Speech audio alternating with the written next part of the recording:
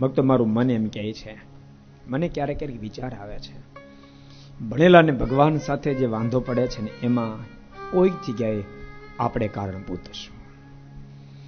ધર્મના ચિહ્નોને ધારણ કર્યા પછી પણ બાપ લોકોને ક્યારેક છેતરતા હશું ને, આપણે એક જણને છેતરીએ તો હજારો લોકોને વિશ્વાસ ઉઠી જાય, હજાર લોકોને વિશ્વાસ ઉઠી જાય. ભક્તો ઘણી ફેરી કહું છું, જોજો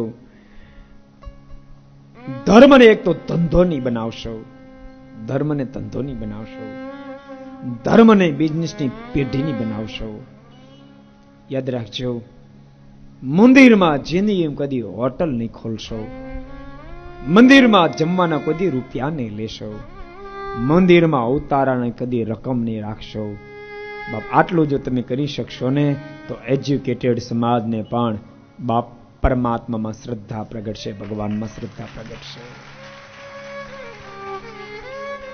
વાત જો નહીં સમજી શકીએ તો આપણે આવતી પેઢી નાસ્તિક થઈ જાય, નાસ્તિક થઈ જશે.